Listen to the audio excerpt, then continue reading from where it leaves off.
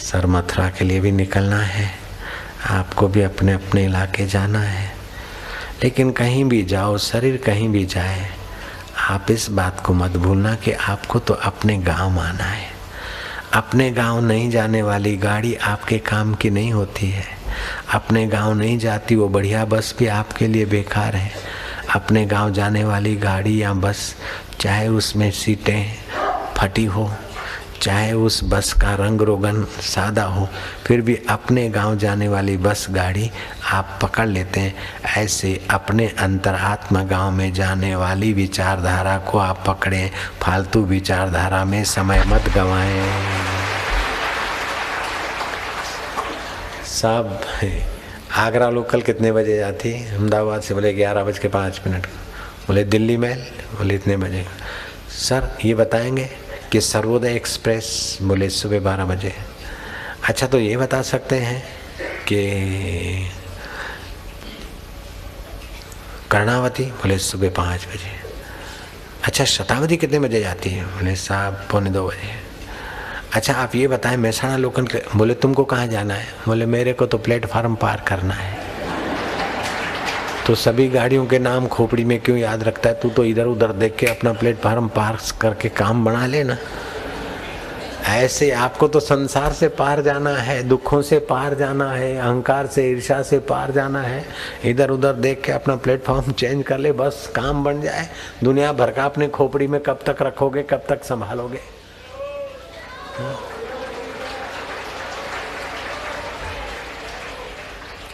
बुद्ध के पास एक सेठ आया कि भंते उपदेश दीजिए, मुक्ति का मार्ग बताइए। तो सेठ की चंचलता और हाथों से तिनका तोड़ता, आंखों की पुतली हिल रही। बुद्ध ने कहा उपदेश मुफ्त में मिलेगा तो कदर नहीं होगी, कुछ सेवा करो। बोले भंते मेरे घर आप भोजन स्वीकार करें तो भाग्य मानूंगा, वो कल आऊँगा। उसने तो व्यंजन बनाए, तो क्या क्या बनाया। अब व्यंजनों के नाम लेकर मैं खाम खा आपके मुँह में गंदगी पैदा करूँ। आसक्ति हुई ना, मुंह में पानी आ जाए तो गंदगी तो है, और क्या है। जयराम जी की ऐसी चीजें मत याद करो जिससे आपको वस्तुओं की, व्यक्तियों की, परिस्थितियों की गुलामी की भाव पैदा हो, गंदगी है। ऐसी बातें सुनो, ऐसी बातें करो कि इनके सब के बिना भी आप सुखी रह सको, निर्भीक रह सको और मुक्त हो सको। यही तो मधुरता है, यही तो पवित्रता है। जितना जितना गुलामी वस्तुओं की, व्यक्तियों की, परिस्थितियों की, उतना उतना गंदगी समझो। आपका आत्मा अमर है, स्वस्थ है। किसी के बिना, अरे मैं तो मर गया, पत्नी के बिना नहीं जी सकता हूँ, पति के बिना नहीं जी सकती, यार के बिना नहीं जी सकता हूँ। अरे वो मर गए फिर भी जी रहे, जी नहीं सकता, जी नहीं सकता करते करते मैं तो बहुत दुखी हूँ। मैं तो मर गया। 12 साल पहले भी वो लोग ऐसे ही बोलते थे, बापूजी हम तो मर गए, अब तो हमारा कोई नहीं। फिर 2 साल पहले मिले तब भी बोले हम तो मर गए। 15 दिन पहले मिले, हम तो मर गए, कछु बचत नहीं, कछु हो ही नहीं, हम तो मर गए। परसों भी बोला हम तो मर गए, फिर भी तो जी रहे हो। काहे को मर गए करके अपने आप को कोस रहे हो। कोई चक्कू कैंची लेकर अपनी उंगलियों के टुकड़े या चिप्स बनाए तो उसको क्या बोलोगे? पागल बोलोगे? पागल भी ऐसा नहीं करता। महामूर्ख बोलोगे? महामूर्ख भी शायद ऐसा ना करे। उससे भी ज्यादा वे लोग मूर्ख हैं जो मैं दुखी हूँ, मेरा कोई नहीं, हम तो मर गए, अरे हम तो दुखी हो गए, हम तो मर गए, हम तो परेशान हो गए। जो मर गए, दुखी हैं, परेशान हो गए ऐसा सोचते हैं, उनको तो ब्रह्मा जी भी सुखी नहीं कर सकता। हाय रे हम तो मर गए, हम तो मर गए। निगेटिव सोचने वाला अपने आप के अंतःकरण के ही टुकड़े करता है।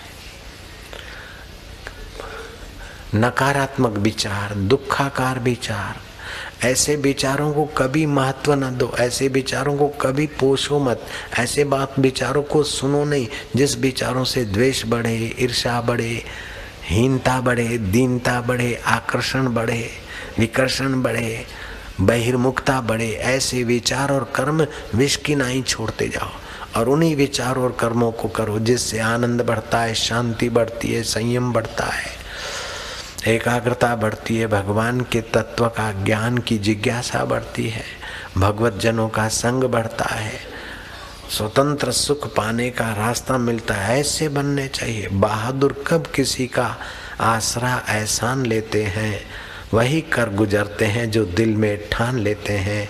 बहादुर मर्द का सभी लोहा मानते हैं।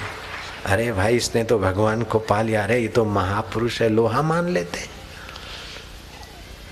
राज फतेह करना इतनी बहादुरी नहीं है जितना अपने हल्के विचारों के सिर पर पैर रखकर मन पर थोड़ा मन की लगाम पकड़ के मन पर सवार हो जाना, ये बहादुरी है। बहादुर मर्द कब किसी बहादुर कब किसी का आसरा एहसान लेते हैं, वही कर गुजरते हैं जो दिल में ठान लेते हैं। बहादुर मर्द का सभी लोहा मान लेते हैं, जो है कमजोर उसी का पकड़ सब कान लेते हैं। जो कमजोर है उसी के सब कान पकड़ते, अरे तू तो ऐसा है, तू तो ऐसा है, तू तो ऐसा। जो बहादुर है उसके आगे तो सब मत्था टेकते। तो आप अपने मन को निगेटिव से हटाइए, मन को विकारों से हटाकर बहादुरों की बहादुर तो आत्मसत्ता है, जिसके आगे शरीर बल, मनोबल, बुद्धि बल, संगठन बल नन्हा हो जाता है। वह आत्म बल में विश्रांति तो सभी कोई पा सकते हैं। सब प्राइम मिनिस्टर नहीं हो सकते, सब कलेक्टर नहीं हो सकते, सब हाथी या शेर नहीं बन सकते, लेकिन सब जहाँ से पाते उस दाता के प्यारे दीवाने दुलारे तो बन ही सकते हैं। तो जो आप कर सकते हैं वही कर लीजिए ना, और जो आपके लिए सार है उसी को समझ लीजिए। तो सेठ ने भोजन बनवाया, व्यंजन बनवाए। बुद्ध को पता चल गया कि खीर भी बनी है, फलाना भी बना है। बुद्ध भिक्षा पात्र लेकर सेठ के द्वार अलग जगह है, उसके पहले भिक्षा पात्र रास्ते में से गोबर उठाकर भर लिया। सेठ के यहाँ गए, बोले अलग डाल दो भिक्षा। बोले महाराज इसमें तो गोबर भरा है। बोले कोई बात नहीं, इसमें डाल दो खाना। बोले मेरा खाना खराब हो जाएगा। बोले कोई बात नहीं, तुम डालो। बोले महाराज कीमती खीर है, पिस्ता बादाम चाहिए, वो आपके काम नहीं आएगा, मेरे काम नहीं आएगा। पहले इस गोबर को निकालें, धोएं, फिर खीर रखें।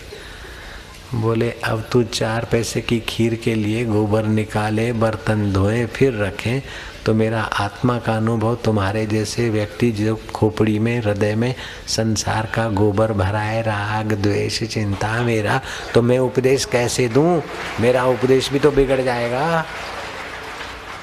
पहले ये निकालो कचरा जरा। अब एक उपाय है, या तो बर्तन वाला कचरा निकाले और बर्तन साफ करके आए तब खीर डाली जाए, या तो खीर डालने वाला इतना ज़्यादा खीर का धनी हो कि डालता ही चला जाए, खीर से ही गोबर धुल जाए। तो सत्संग ऐसा ही है, मनो खीरों की टैंकरें हैं और पिचकारी लगती रहती है और मस्तिष्क का गोबर निकलता रहता है और ज्ञान का रस भर जाएगा। अब कब मस्तिष्क खाली करके, फ्रेश करके, हृदय शुद्ध करके हलाएंगे और जरा उपदेश सुनकर ज्ञान पा लेंगे? ऐसा तो करने वाले नहीं है। तो भाई इसी से करो और क्या करो।